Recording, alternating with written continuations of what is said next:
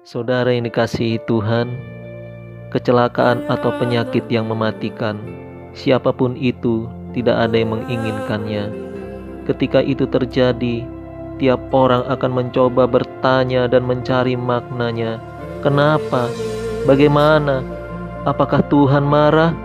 Dan lain sebagainya. Tetapi itulah tipikal manusia, saudara, yang perlu tapi tidak diperhatikan, yang tak perlu dipertanyakan, malah justru digugat.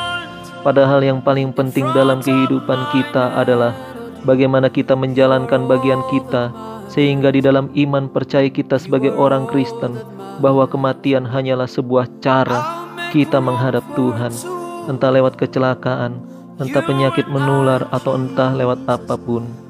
Kematian hanyalah sebuah cara untuk kita mengakhiri hidup di dunia ini.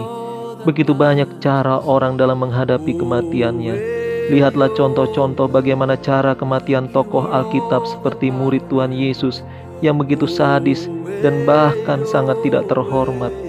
Petrus disalibkan terbalik, Andreas digantung, Yakobus dipenggal, Filipus dicambuk sampai mati, Bartolomeus dikuliti hidup-hidup, Thomas dibakar dan ditombak, Matius ditusuk pedang dari belakang, Yakobus dirajam, Yohanes digoreng dalam minyak mendidih, Markus diseret dengan kereta kuda sampai mati, dan tokoh Alkitab yang lain seperti Stefanus dilempar batu sampai mati, Yesaya dimutilasi, bahkan Tuhan Yesus pun disiksa, dicambuk, dipukuli, ditombak, dipaku, dan disalib. Tetapi bagi orang yang beriman seperti mereka, itu semua tidaklah penting. Yang terpenting dan yang terutama adalah ada kehidupan kedua setelah kematian, yaitu kehidupan kekal, kehidupan yang sesungguhnya yang Tuhan sediakan, di mana tidak ada lagi air mata, tidak ada lagi kesedihan, dan tidak ada lagi kesakitan, yaitu di sorga yang kekal. Saudaraku, oleh karena itu, kalau kita melihat cara mati mereka, apakah kita pandang itu sebagai aib? Saya pikir jangan diskusikan orang mati karena virus, jangan diskusikan orang mati karena kecelakaan, tetapi diskusikanlah kematian para tokoh di dalam Alkitab yang tidak ada satupun yang enak, saudara.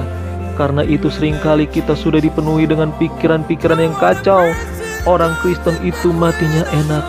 Orang Kristen gak mungkin mati karena kecelakaan atau karena virus menular, karena katanya ada Tuhan yang menjaga dan melindungi.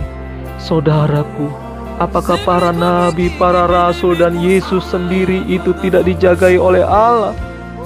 Patut kita pertanyakan, dan kita harus luruskan pikiran-pikiran yang salah ini, saudara. Saudaraku, seperti fenomena yang terjadi di hari-hari ini, bahwa banyak pendeta atau pastor yang meninggal karena virus corona.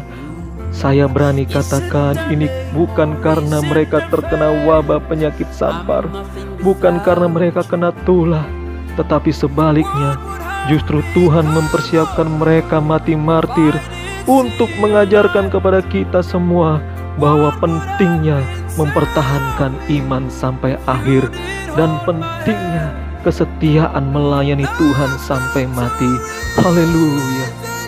Alkitab sudah mengatakan dalam Filipi 1 ayat 21-22, karena bagiku hidup adalah Kristus dan mati adalah keuntungan. Tetapi jika aku harus hidup di dunia ini, itu berarti bagiku bekerja memberi buah. Makna memberi buah adalah yang pertama, kita harus menjaga kekudusan, saudara. Dan yang kedua, milikilah kasih. Dan yang ketiga, milikilah kerendahan hati. Maka dengan ketiga hal ini, hidup kita akan menjadi berkat bagi banyak orang. Banyak jiwa dimenangkan untuk hormat kemuliaan nama Tuhan. Tetap semangat, saudara. Tetap bersukacita dan mengucap syukurlah dalam segala hal. Tuhan Yesus memberkati kita semua.